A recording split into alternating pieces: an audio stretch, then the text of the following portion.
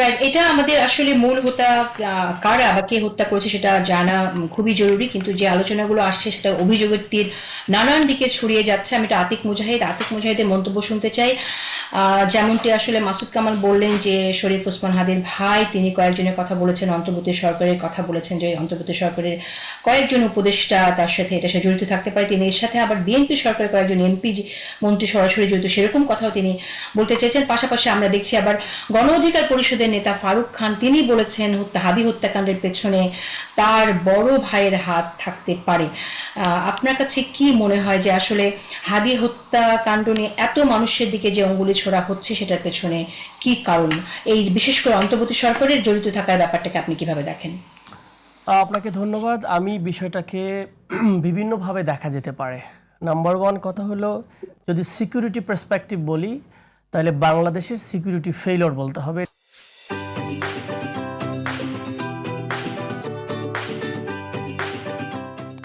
এটা আমাদের জন্য ডেঞ্জারাস থিং যে পার্শ্ববর্তী দেশ থেকে অভিযোগ করতেছে যে কে মারছে, কিভাবে মারছে তারা জানে।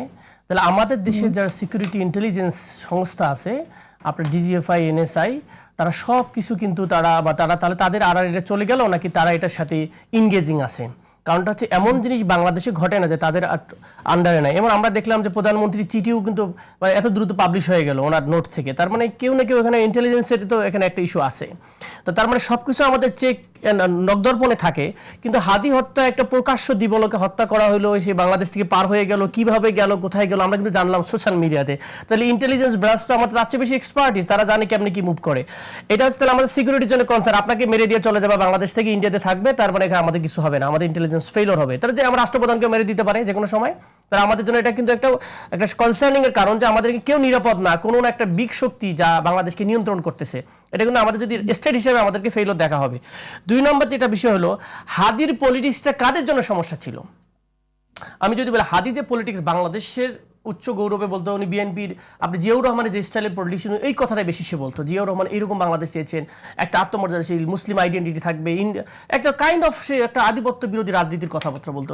তাহলে এই রাজনীতি করতে গিয়ে এস্টাবলিশমেন্ট যারা অনুগতশীল চায়, যারা কলোনাইজ মেন্টালিটি মানুষ চায়, যাদের পারপাস সার্ভ করার কথা বলে, এরা যারা আছে, যাদের সমস্যা হয়, তাদের অবশ্যই এটার ব্যাকি এন্ডে আছে। তাহলে ইন্ডিয়া এটার সাথে এমন কি আছে যে ইন্ডিয়ার হাদির সাথে তারা, তাহলে হাদির যে রাজনৈতিক কালচার বা বাংলাদেশের নিজস্ব কালচারে দাঁড়ানোর যে মানসিকতা, তাহলে এইটা তাদেরকে চ্যালেঞ্জ করতেছে কালচারালি। হাদির যে কালচারাল, সেটা এমন একটা ছোট ব্যক্তি, 30 বছর 32 বছর একটা ছেলে, তার অল্প কিছুদিনের মধ্যে তার এমন কি ন্যারেটিভ যে তাকে হিট করতে হবে। তার মানে এটার পিছনে একটা মাস্টার হিট আছে যে এই ছেলে দাঁড়িয়ে গেলে একটা ইনস্টিটিউট হয়ে যাবে। এবং আলটিমেটলি হাদির ফিলোসফিটা তাদের জন্য ক্ষতিগ্রস্ত ছিল। সাধারণ মানুষ বাংলাদেশ যেটা চায় সেটা সে হাদি বলেছিল। তিন নম্বর যেটা হলো, এটা বাংলাদেশের জন্য আরেকটা বড় ইস্যু হলো যে বাংলাদেশে এখনো বাইরের শক্তির যে একটা আধিপত্য আছে সেটা আবার প্রুভ করলো যে এখানে বাংলাদেশে ইলেকশনে আগে আধিপত্য আসতো যে কে ইলেকশনে কিভাবে হবে, তাহলে বাংলাদেশে কে থাকবে কে থাকবে না, কিভাবে কে চলবে, সেটা বাহির থেকে এখনো নির্ধারণ করা হয়। এইরকম একটা মানুষের পার্সপেক্টিভ আসলো। তো ওভারঅলি যদি বলি, তারপরে আপনি যেটা বলেন যে ওখানে কিন্তু যে চিরকুটটার কথা বলেন হাদির ভাইয়ের, উনি তিনজনকেই কিন্তু এক বললেন। প্রথম বলছে যে ইন্ট্রিম এবং বিএনপির কিছু মন্ত্রী জড়িত আছে। পরে উনি কিছুক্ষণ, উনি প্রথম 6 ঘন্টা আগে দিয়েছেন, 6 ঘন্টা পরে উনি 4 ঘন্টা পরে দিয়েছেন যে জামাত ইসলামের পিএস এর কথা বলছেন, আমির সাহেবের পিএস এর কথা বলছেন। এই তো তার উনি এমন কোনো পাকপক্ষক নাই, উনি সবাইকে ইনগেজ করার চেষ্টা করেন। জামাত ইসলামের ব্যাপারে বলছে যে ওনাদেরকে একাধিকবার প্রেশার দিয়েছে উইথড্র করার জন্য, হয়তো ওখানে ওনাদের কোনো ক্যান্ডিডেট বসাবে এই জন্য। আর উনি এন্ট্রিম এবং বিএনপিকে স্পেসিফিক্যালি বলছে যে তারা এটার সাথে হয়তো কিছু লোক জড়িত আছে, তার এটা একটা পার্সপেক্টিভ। হুএভার ইট ইজ, যেমন আমার সাগরুনির ঘটনা দেখলাম যে কোনো ধরনের চেঞ্জ আসে না, মানে দীর্ঘদিন খেলে পিছায় যায় ইনভেস্টিগেশন। আমার বিশ্বাস এটাকে যদি পিওরলি এটা ইনভেস্টিগেশন করা হয় একটা বোর্ড করে সুন্দর করে, তাহলে আমরা একুরেটলি বুঝতে পারবো যে এখানে আসলে কে জড়িত কে জড়িত না। এটা আমাদের জন্য খুবই জরুরি এই বিচারটা হওয়ার জন্য। আদারওয়াইজ বাংলাদেশকে আমরা এরকম একটা করে ঘটনা ঘটবে, হারিয়ে যাব, আমাদেরকে মেরে ফেলতে পারে, এটা কোনো বিচার হবে না, এটা বাংলাদেশ হতে পারে না। তাহলে বাংলাদেশ আসলে রাষ্ট্র হিসেবে কোনো দাঁড়িয়ে যাবে না। আপনি যে হাতি আধিপত্যবাদের বিরুদ্ধে কথা বলেছে, আধিপত্যবাদের বিরুদ্ধে কিন্তু এভাবে কথা অনেকেই বলেছে। সেই জায়গা থেকে আমরা যদি কট্টর মন্তব্যের কথা বলি, সেটাও কিন্তু আমরা কয়েকজন নেতার পার্শ্ববর্তী নিয়ে যদি আমরা কথা বলতে চাই, সে কথাগুলো কিন্তু সেখানেও এসেছে। তাহলে শুধু হাদি কেন এখানে টার্গেট হলো?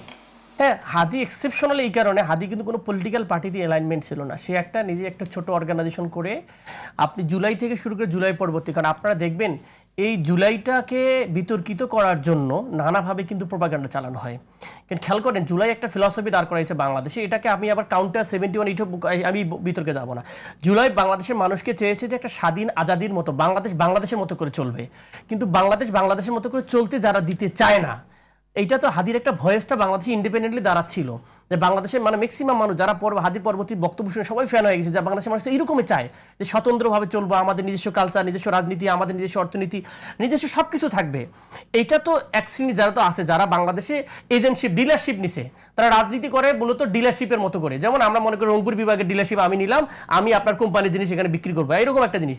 বাংলাদেশে পলিটিক্স বা বাংলাদেশে সে বিজনেস করে, বাংলাদেশে কোনো এজেন্সিতে আছে, সে মূলত আর একটা দেশের কি করতে চায়, ওই ডিলারশিপ বাস্তবায়ন করতে চায়। এই ডিলারশিপের জন্য বাধা কারা কারা, তাদেরকে তার কথাবার্তা যদি বাধা হয় তাকে তো সরাইতে হবে। এইটার কারণেই মূলত ওই আধিপত্যবাদ। সুতরাং হাদি একটা শুধু হাদি না, হাদি একটা বেসিক্যালি তার একটা ফিলসফি যেটাকে রিইনভিগরেট করছে সমাজের সারফেস, যেটা বাংলাদেশের মানুষের, বাঙালি মুসলমানের যদি বলেন বা এই অঞ্চলের মানুষের একটা ধারণ করেছে। এই ধারণটা স্বতন্ত্র যেন কালচার না দাঁড়ায় বাংলাদেশে, অন্য একটা দেশে আরোপিত কালচার যেন আপনার কালচার হয়ে যায়। মানে আপনি বাঙালি মুসলমান মহিলা, আপনি শাড়িও পরবেন, আপনি আজানও দিবেন, আপনি গানও গাবেন, যে একটা বাংলা মুসলমানের যে অবস্থা, এইটা বাদ দিয়ে আপনাকে আরোপিত একটা ফিলসফি দেওয়া হবে, সেটার বিরুদ্ধেই কিন্তু হাদির কথাটা ছিল। এইটাই মূলত বেসিক্যালি কালচারাল হিট আর কি।